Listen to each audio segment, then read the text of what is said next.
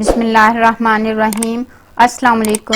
یزید نے 60 ہجری میں 30 سال کی عمر میں مسند خلافت سنبھالی تو مدینے کے حاکم کو خط لکھا کہ مدینے میں موجود صحابہ اکرام لوگوں سے میری بیعت لو، خاص کر حضرت حسین، حضرت عبداللہ بن عمر، حضرت عبد الرحمن بن ابی بکر اور حضرت عبداللہ بن زبیر سے۔ اگر انہوں نے بیعت سے انکار کیا تو ہر طرح کی سختی سے کام لیا جائے۔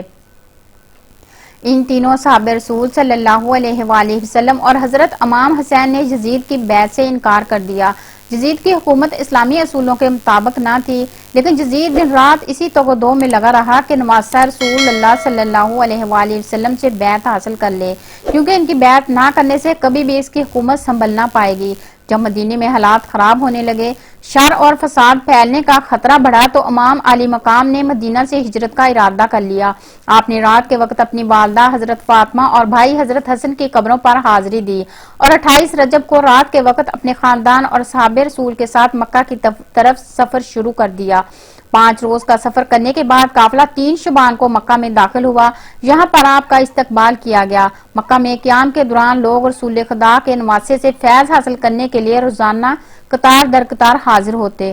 10 رمضان کو حضرت امام حسین کے پاس عبداللہ بن وال کوفہ سے خط لے کر مکہ میں حاضر ہوا اور اس کے بعد ہزاروں خط نواسہ رسول کو عراق سے موصول ہوئے کہ آپ کوفہ تشریف لے آئیں، ہمیں یزید کی حکومت نہیں منظور۔ آپ نے اپنے چچا زاد بھائی حضرت مسلم بن عقیل کو اپنا سفیر بنا کر عراق روانہ کیا کہ وہاں کے حالات کا جائزہ لیں۔ 6 شوال کو تقریباً 18,000 کوفیوں نے حضرت مسلم بن عقیل کے ہاتھ پر بیعت کر لی۔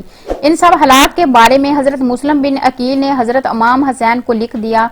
یزید نے انہی دنوں کوفہ کے گورنر کو نرمی برتنے پر برطرف کر دیا اور ابن زیاد کو کوفہ اور بصرہ کا گورنر مقرر کر دیا۔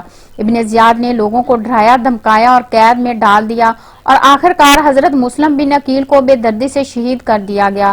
دوسری طرف حضرت مسلم بن عقیل کا خط پڑھ کر حضرت امام حسین نے اپنے قافلے کے ساتھ کوفہ کی جانب ہجرت شروع کر دی۔ عبداللہ بن زیاد کو جب جگر گوشہ رسول اللہ صلی اللہ علیہ وسلم کی کوفہ کی جانب روانگی کا علم ہوا تو اس نے حسین بن تمیم کو 4000 لشکر کا قادسیہ کی جانب روانہ کیا تاکہ ان علاقوں کی سخت نگرانی کی جا سکے، تاکہ ان علاقوں سے آمد و رفت کرنے والے افراد کی نقل و حرکت سے آگاہی حاصل کر سکے۔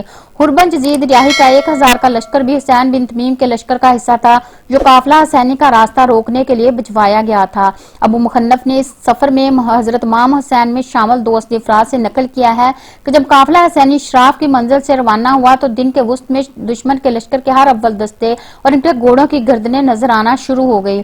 پس امام علی مقام نے دوحسم کا رخ کیا۔ حربن یزید اور اس کے سپاہی ظہر کے وقت حضرت امام حسین آمنے سامنے آ گئے۔ نواسہ رسول نے اپنے قافلہ کو حکم دیا کہ حربن یزید اور اس کے سپاہیوں کو اور گھوڑوں کو پانی پلائیں۔ چنانچہ انہوں نے نہ صرف دشمن کے لشکر کو سراب کیا بلکہ ان کے گھوڑوں کی پیاس بھی بجھا دی تاکہ شائع امر عافیت اور امن و آشتی پر منتج ہو جائے۔ میرے نزدیک یہ عمل اس سے کہیں زیادہ بہتر ہے کہ میں آپ کے ساتھ جنگ و جدل میں آلودہ ہو جاؤں۔ چنانچہ امام حسین کا قافلہ چلتا رہا اور ساتھ ساتھ حربن کا لشکر بھی رواں دواں تھا کہ 2 محرم الحرام 61 ہجری بروز جمعرات حضرت امام حسین کا قافلہ کربلا میں پہنچ گیا۔ جب نواسہ رسول کو بتایا گیا کہ اس جگہ کا نام کربلا ہے تو آپ فرمانے لگے کہ بے شک یہی رنج اور بلا کا مقام ہے۔